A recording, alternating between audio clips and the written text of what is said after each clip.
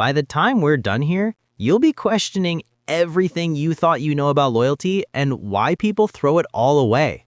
So buckle up because we're diving into the 7 brutally honest reasons why people cheat. And trust me, none of these reasons are going to make you feel warm and fuzzy inside. A lot of cheating comes down to one simple thing: opportunity. Picture this scenario.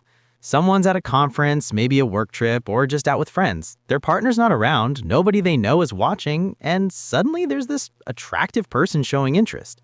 What happens next? Well, that depends entirely on you, your weak self-control, and your ability to make terrible decisions in record time. Here's the thing about opportunity cheaters. They're not necessarily unhappy in their relationships.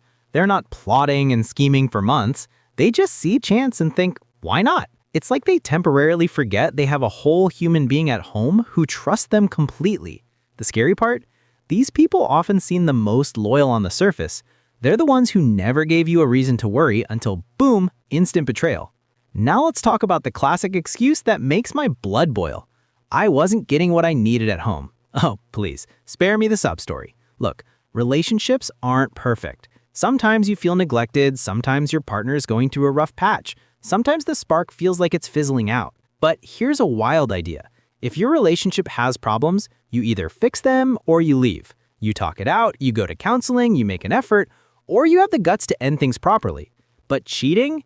That's just the coward's way out. These people don't need another person in their life. They need a therapist and maybe a crash course in basic communication skills. Then we have the thrill seekers. These are the people who get bored with stability. Their relationship is actually pretty good, maybe even great, but it's become predictable. Where's the excitement? Where's the rush? So they go looking for it in all the wrong places. They want that heart-pounding, sneaking around, forbidden fruit kind of excitement that comes with breaking the rules. Here's what's messed up about thrill seekers. They're basically treating their relationship like it's a boring day job and infidelity like it's their extreme sport. They get addicted to the adrenaline rush of almost getting caught, the secret texts, the elaborate lies. It's like they're playing a game where the stakes are someone else's heart and trust. Now, let's discuss my personal favorite type of cheater, the entitled ones. These people genuinely believe they're special.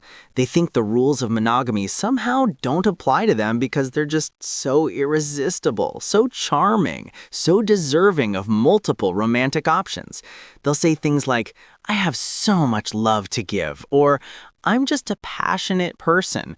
Spoiler alert, they aren't special. They're just selfish. What they have isn't an abundance of love or passion. No, what they have is entitlement. They want their cake and they want to eat someone else's too. They want the security and comfort of a committed relationship, but they also want the freedom to pursue whoever catches their eye. It's like wanting to be married and single at the same time, which, newsflash, isn't how any of this works. Here's where things get really twisted. Some people cheat because they want to sabotage their own relationship. I know, it sounds crazy, but hear me out. These are people who want out of their relationship, but don't have the courage to just end things. Maybe they're afraid of confrontation. Maybe they don't want to be the bad guy. Or maybe they're just hoping their partner will do the dirty work for them. So what do? They cheat, often in ways that are almost guaranteed to get caught.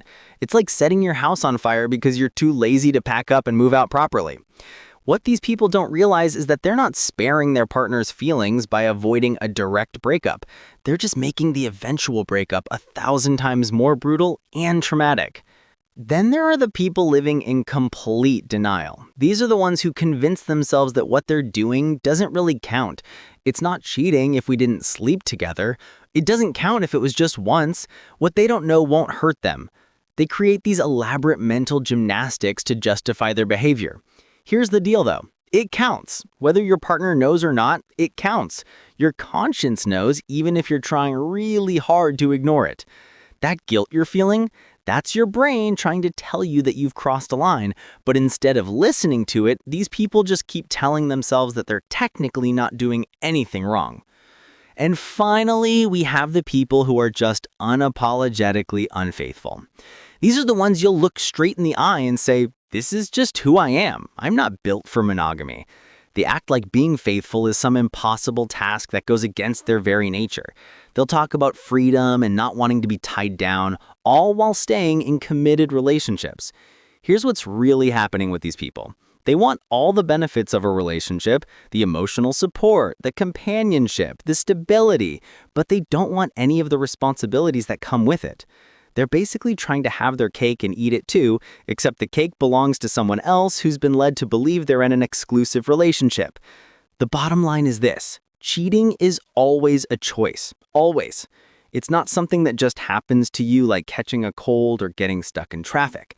It's a series of decisions that you make, knowing full well that you're betraying someone who trusts you.